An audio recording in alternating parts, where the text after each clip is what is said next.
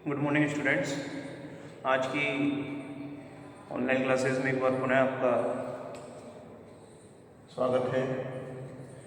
हम course number 15 health और physical education को लेकर के चर्चा कर रहे हैं।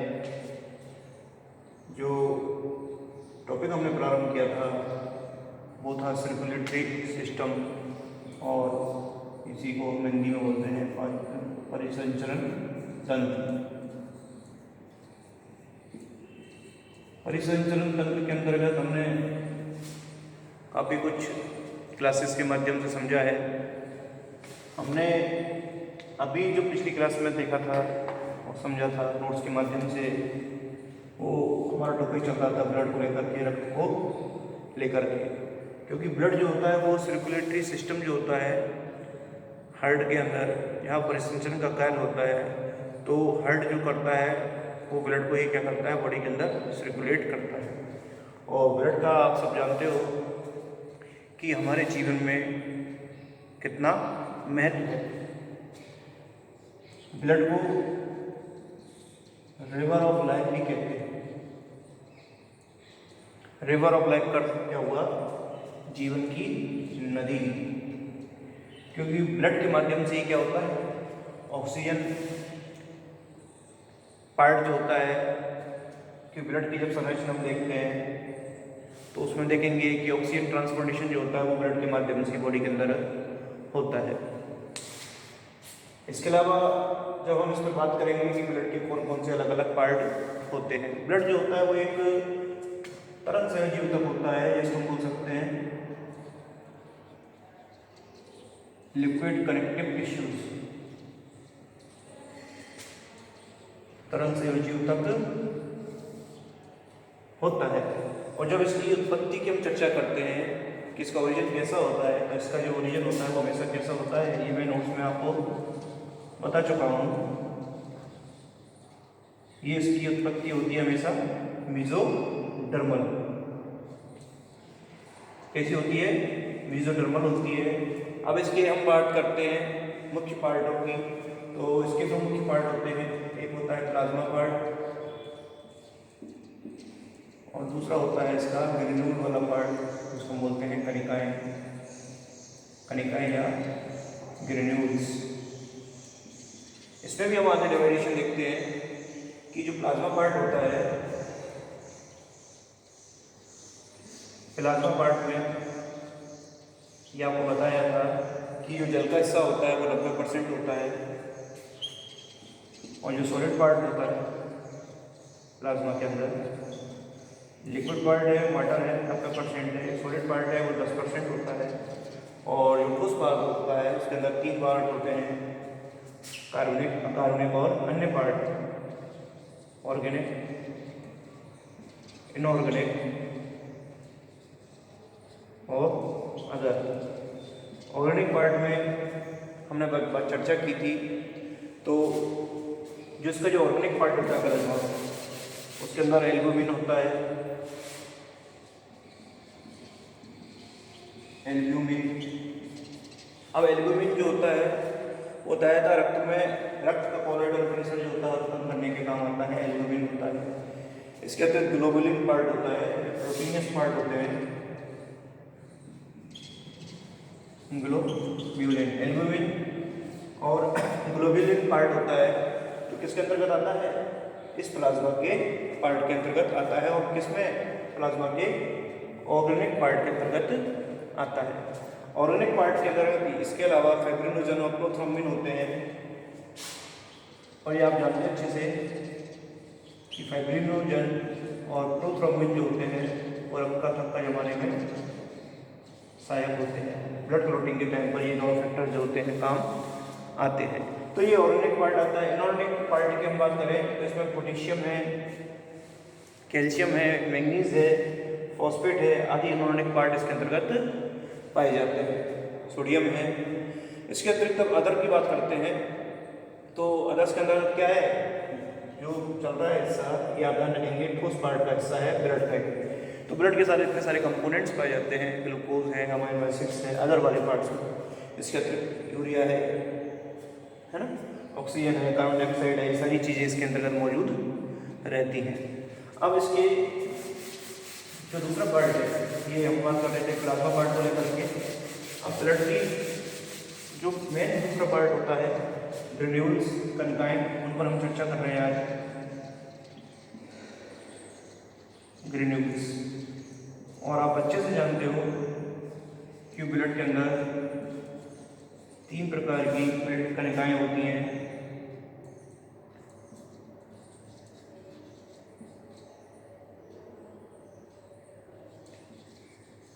ठीक है, आरबीसी, डब्ल्यूबीसी और प्लेटलेट्स। ठीक, ये आप अच्छे प्रकार से जानते हैं कि ये 3 प्रकार की कनिकाएं ब्लड के अंतर्गत मौजूद रहती हैं। अब आज हम अभी जो प्रारंभ में चर्चा कर रहे हैं कि हम आरबीसी के बारे में चर्चा करें। आरबीसी को हम क्या कहते हैं? लाल रक्त कणिका या रेड ब्लड सेल। टॉपिक बहुत इजी है और कंपटीशन एग्जाम में इनमें से कई बार प्रश्न पूछ लिया जाता है। आरबीसी को यदि हम अन्य नाम से देखें तो इनको एरिथ्रोसाइट भी कहते हैं, एरिथ्रोसाइट्स के नाम से जानते हैं। डब्ल्यूबीसी की जब चर्चा करेंगे हम बताएंगे इनको कि ये ल्यूकोसाइट्स के नाम से जानी जाती है। ठीक, एरिथ्रोसाइट के नाम से आरबीसी को जाना जाता है। अब देखते हैं कि आरबीसी की जो रेड ब्लड सेल्स है उसकी स्ट्रक्चर कैसी होती है कि हमारे अंदर या स्तनधारियों के अंतर्गत जो आरबीसी पाई जा रही है वो कैसी होती है? केंद्रक विहीन होती है। ये एक क्वेश्चन बनता है, केंद्रक विहीन आरबीसी किस में पाई जाती है? तो स्तनधारियों में पाई जाती है। अपवाद इसका होता है, हर चीज़ का अपवाद मौजूद है, तो अपवाद है इसका कौन? ऊंट और लामा। इनकी आरबीसी कैसी होती है? रिप्लेटेड होती है, केंद्रक युक्त होती है। इसकी जब स्ट्रक्चर की हम बात कर रहे हैं तो इसकी स्ट्रक्चर होती है बाइकॉन्केव होती है, क्योंकि बाइकॉन्केव होने से क्या होता है, इसकी सतह का क्षेत्रफल बढ़ जाता है और इसका सतह का क्षेत्रफल जब बढ़ता है तो जो हीमोग्लोबिन पिगमेंट होता है, हीम पिगमेंट जो होता है वो इसके द्वारा ज़्यादा से ज़्यादा जुड़ा रहता है। हीमोग्लोबिन जो पार्ट है ब्लड का वो इससे ज़्यादा अटैच होता है आरबीसी के साथ, इसलिए इसका रंग कैसा होता है? लाल होता है, क्योंकि इसकी स्ट्रक्चर जो होती है वो बाइकॉन्केव होती है। अब बात करते हैं कि मनुष्य में इसकी जीवन अवधि कितनी होती है। तो आरबीसी की जो मनुष्य के अंदर जीवन अवधि होती है 120 डेज होती है। इसके बाद ये दोबारा से क्या होता है, ये समाप्त होती रहती है और बनती रहती है। आगे हम देखते हैं कि 180-120 दिन मनुष्य में होती है। क्वेश्चन और भी बनता है कि सर्वाधिक आरबीसी किसके अंतर्गत जीवन अवधि आरबीसी की होती है, किसमें होती है? तो वो डॉग्स में होती है। 140 दिन की अवधि होती है। लाइफ स्पेन होता है आरबीसी का, वो डॉग्स में होता है सर्वाधिक। ह्यूमन के अंदर जो होता है 120 डेज का होता है।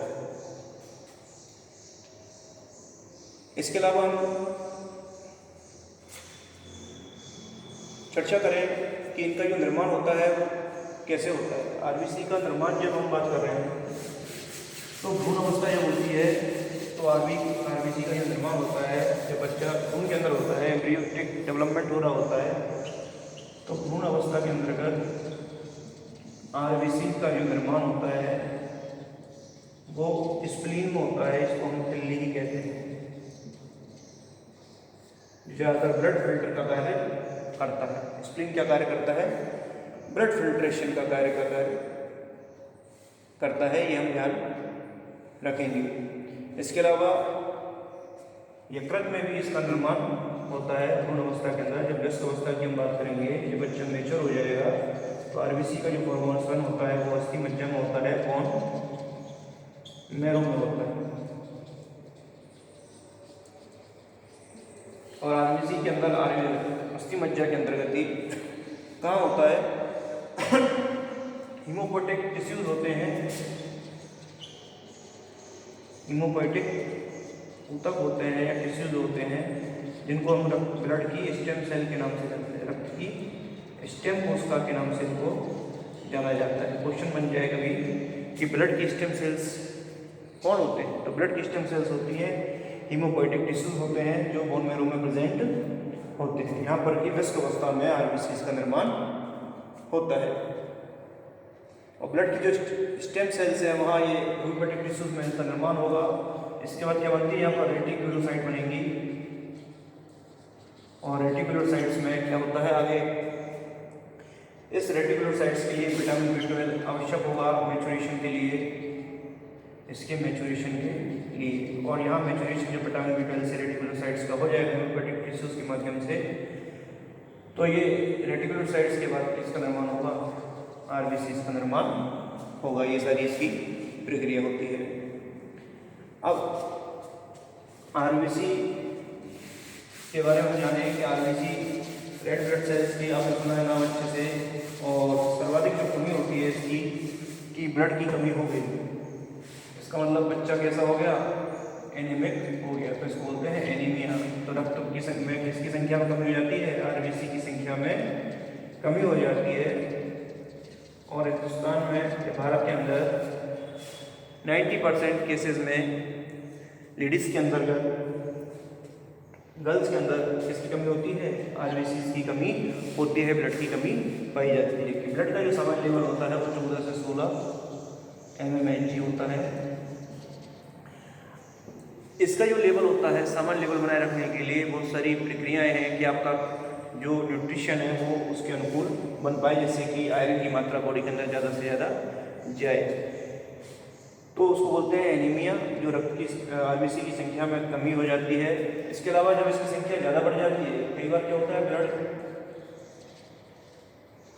कई लोग होते हैं जिनकी ब्लड की कमी से वो जूझते हैं, कई लोग होते हैं जो ब्लड के ज़्यादा गाढ़ा होने से जूझते हैं, क्योंकि उनका जो लेवल होता है वो 16 से भी ज़्यादा हो जाता है, तो उनका ब्लड गाढ़ा हो जाता है, उसको बोलते हैं पॉलीसिस्टेमिया।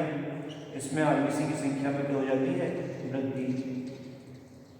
इस केस में ज़्यादा से ज़्यादा ब्लड डोनेट करने के लिए डॉक्टर्स कहते हैं पॉलीसिस्टेमिया की कंडीशन में, हालांकि इनको ब्लड डोनेट करने में भी परेशानी महसूस होती है, क्योंकि ब्लड जो होता है वो गाढ़ा होता है, उसका डोनेशन करने में भी परेशानी होती है। इस पर हम कभी और चर्चा करेंगे, क्योंकि हमारा टॉपिक जो है वो हेल्थ और फिजिकल एजुकेशन का है। तो फिजिकल एजुकेशन के अंतर्गत ये हमें ध्यान रखना है कि हमारी जो बॉडी है उसको हम कैसे एनर्जाइज करके रखें, किस प्रकार से हम अपनी हेल्थ को सही बना के रखें। तो ये बहुत ज़्यादा ज़रूरी है कि ऐसी कंडीशन से बचने के लिए हमारा जो आहार है, हमारी जो डेली रूटीन है, लाइफ है, उसमें हम एक्सरसाइज को स्थान दें, खान पीन हमारा जो है वो हरी सब्जियों वाला हो, इसके अतिरिक्त जो आयरन बनाने वाले सब्सटेंस हैं, अनार है, पालक का जूस है, इस प्रकार की सारी प्रक्रियाएं हमें डेली रूटीन लाइफ में रखनी पड़ेंगी। लेकिन अधिकांशतः हमारे घरों में ये सारी चीज़ें हम दूर रखते हैं। बाहर का फास्ट फूड आप इसमें छोड़ दीजिए, इस कंडीशन से यदि आपको बचना है, बहुत ज़रूरी है, क्योंकि बिना बॉडी के अंदर यदि ब्लड की कमी आ जाती है तो सारी प्रक्रियाएं बॉडी की बंद होने लग जाती हैं, सुस्ती आने लग जाती है, किसी चीज़ के अंदर इंटरेस्ट नहीं रहता, आप जल्दी थकान का अनुभव करते हैं, आपको सारी बीमारियां अचानक से गिरने लग जाती है, आपका इम्यून सिस्टम कमज़ोर हो जाता है। वर्तमान में इस काल के अंदर इम्यून सिस्टम का मजबूत होना बहुत ज़्यादा ज़रूरी है। अब इसके बाद हम बात करते हैं कि आरबीसी का निर्माण हो गया, आरबीसी की संख्या में कमी और वृद्धि हो गई। इसका आरबीसी का भक्षण जो होता है वो कहाँ होता है, कि आरबीसी कहाँ समाप्त की जाती है, तो आरबीसी का जो भक्षण हो रहा है वो स्प्लीन में भी होता है, और आरबीसी का भक्षण जो आपने पढ़ा था, मैंने बताया था आपके लिए पहले भी, कि लीवर के अंदर हमने देखी थी कुफर कोशिकाएं, कुफर सेल्स होती हैं, वहाँ भी इनका भक्षण का कार्य किया जाता है यकृत के अंदर, ठीक है ना। इसके अलावा स्प्लीन, ठीक।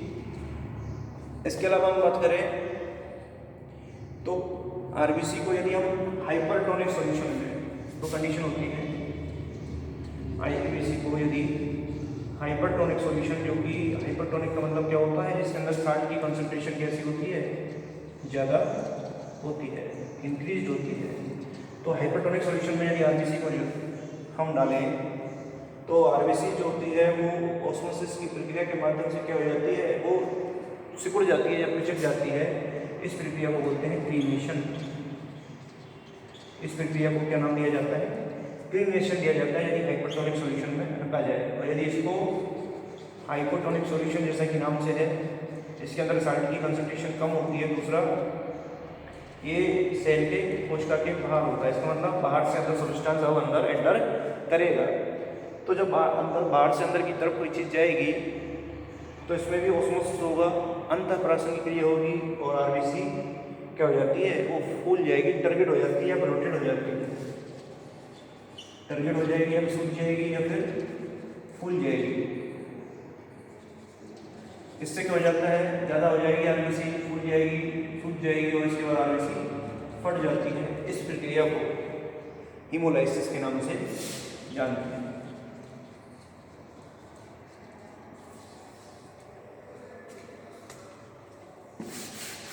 ठीक है, ये आप ध्यान रखेंगे कि आरबीसी को यदि हाइपोटोनिक सॉल्यूशन में डाल रहे हैं तो वो सिकुड़ जाती है, इस प्रक्रिया को क्लीनेशन कहते हैं। और आरबीसी को यदि हाइपोटोनिक सॉल्यूशन में डालते हैं तो आरबीसी टारगेट हो जाती है, ब्लोटेड हो जाती है। इस प्रक्रिया को हीमोलाइसिस के नाम से जानते हैं। अब आरबीसी की हम घटक की बात करें कि आरबीसी के घटक कौन कौन से होते हैं, तो इसमें मेन घटक आरबीसी के अंदर क्या होता है? हीमोग्लोबिन होता है और इसके भी दो पार्ट होते हैं। एक होता है हीम वाला पार्ट, पिगमेंट का होता है, हीम पिगमेंट या मेंडक जिसको बोल देते हैं। दूसरा पार्ट होता है ग्लोबिन, प्रोटीनियस पार्ट होता है। ये ग्लोबिन क्या होता है? प्रोटीनियस पार्ट होता है। और इस हीम पिगमेंट का हिस्सा होता है वो 4% होता है, और प्रोटीनियस जो पार्ट होता है ग्लोबिन उसका 96% हिस्सा होता है। और कुल इसका जो हिस्सा होता है वो 40% आरबीसी के अंदर हीमोग्लोबिन का पार्ट रहता है। रेड ब्लड सेल्स जो होता है वो इसी प्रोटीन के कारण ये रेड कलर इसका रहता है। अब आगे हम चर्चा करते हैं डब्ल्यूबीसी के बारे में। वो चर्चा जो करेंगे हम वो डब्ल्यूबीसी के बारे में हम चर्चा कर रहे हैं। और डब्ल्यूबीसी को ल्यूकोसाइट्स के नाम से जाना जाता है। और डब्ल्यूबीसी की हम बात करें तो ये कणकीय होती हैं और अकणकीय होती हैं, एग्रेनुलर होती हैं। एग्रेनुलर की हम बात करेंगे तो ये मोनोसाइट्स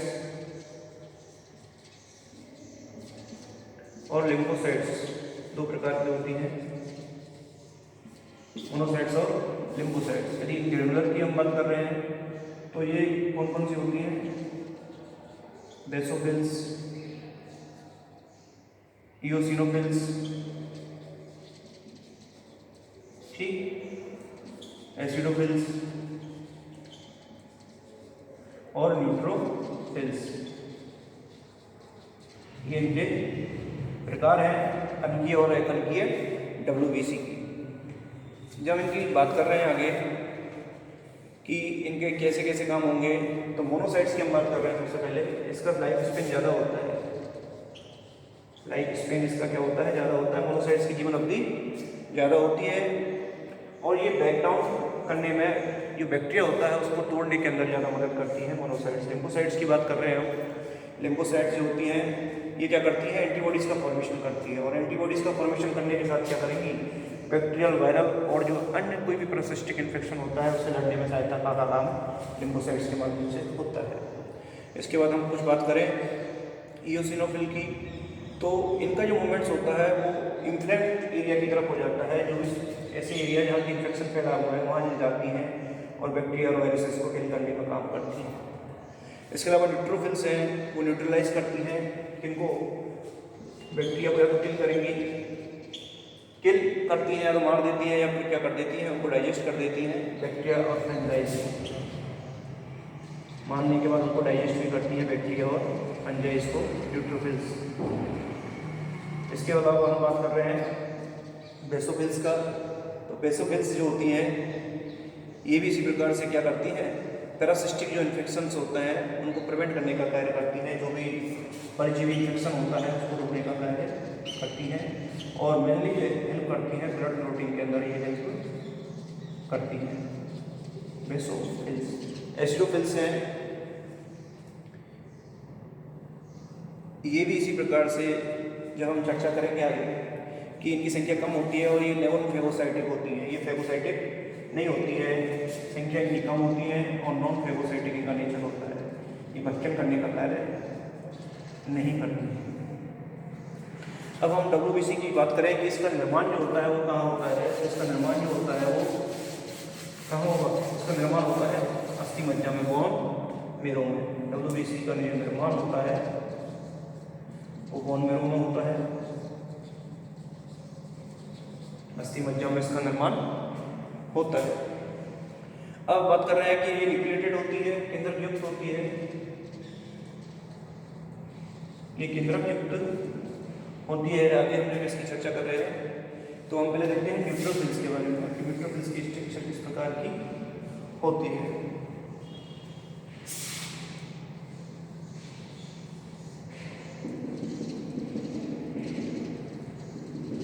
ये न्यूट्रोफिल्स की संरचना है समझाने के दृष्टिकोण से। और न्यूट्रोफिल्स की संख्या कैसी होती है, ज़्यादा होती है। न्यूक्लियस जो होता है इसका, ये न्यूक्लियस है, इसमें 2 से 7 लोब होती हैं, ये लोब्स हैं, ये दिख रही हैं लोब्स हैं। और इनकी संख्या कैसी होती है, ज़्यादा होती है, संख्या ज़्यादा, यानी जिसको कह सकते हैं हम न्यूट्रोफिल्स की संख्या ज़्यादा होती है। और ये कैसी होती है, इनका नेचर कैसा होता है, ये फेगोसाइटिक होती है, भक्षण करने वाली होती है, ये न्यूट्रोफिल्स होती है। दूसरी बात कर रहे हैं एसिडोफिल्स की, जो भी हम चर्चा कर रहे थे एसिडोफिल्स की, ये नॉन फेगोसाइटिक होती है। और केंद्रक कैसा होता है, बाइलोब्ड होता है, द्विबाली युक्त होता है। न्यूक्लियस संख्या इनकी कम होती है और नॉन फेगोसाइटिक इनका नेचर होता है। अब बात करते हैं बेसोफिल्स की, कि बेसोफिल्स की हम चर्चा कर रहे हैं, तो ये इसमें कैसा होता है, एस शेप्ड होता है न्यूक्लियस। न्यूक्लियस कैसा होगा, एस की आकृति का, एस शेप्ड होता है बेसोफिल्स। बेसोफिल्स की इनकी संख्या बिल्कुल कम होती है और ये भी नॉन फेगोसाइटिक होती है। फेगोसाइट का अर्थ क्या होता है, डायरेक्ट भक्षण कर लेती हैं, जो सीधा ही क्या करती हैं, डाइजेस्ट करने का कार्य करती हैं, भक्षण करने का कार्य करती हैं। फेगोसाइटिक कौन सी होती है, न्यूट्रोफिल्स। और नॉन फेगोसाइट क्या होती है कि ये भी काम तो करेंगे डाइजेस्ट करने का, लेकिन क्या करती हैं, एंजाइम के माध्यम से पार्टिकल्स को डाइजेस्ट करने का कार्य करती हैं, डायरेक्ट नहीं करती हैं। किसके, एंजाइम का सिक्रेशन करेंगे और एंजाइम सिक्रेशन के माध्यम से एसिडोफिल्स हो, बेसोफिल्स हो, नॉन फेगोसाइटिक स्टेट कहलाती है। एग्रेनुलर की हमने बात की, एग्रेनुलर में हमने बताया आपको मोनोसाइट्स और लिम्फोसाइट्स, जिसका आगे चर्चा हम अगली क्लास में करेंगे। ये आयतन होती हैं। मोनोसाइट्स की बात करें, ये लार्जेस्ट WBC होती है, तो हमने बताया लार्जेस्ट है। और नेचर इसका कैसा है, फेगोसाइटिक, डायरेक्ट भक्षण करने का होगा। लिम्फोसाइट्स की यदि हम चर्चा कर रहे हैं कि ये स्मॉलेस्ट WBC होती है, वाइट ब्लड सेल्स होती हैं। वाइट ब्लड सेल्स है क्योंकि इनके अंदर हीमोपिगमेंट क्या होता है, उपस्थित होता है। स्मॉलेस्ट होती है लिम्फोसाइट्स और इनके अंदर न्यूक्लियस बड़ा होता है, केंद्रक इनका अपेक्षाकृत बड़ा होगा मोनोसाइट्स से तुलना में। और इनका काम क्या होगा, एंटीबॉडीज का निर्माण करना। इसलिए शरीर को एंटीबॉडीज के निर्माण के द्वारा एंटीजन से खिलाफ लड़ने में मदद करने का कार्य करती है। आज की क्लास में इतना ही, आप इसको ध्यानपूर्वक देखें, सुने, समझने का प्रयत्न करें। धन्यवाद।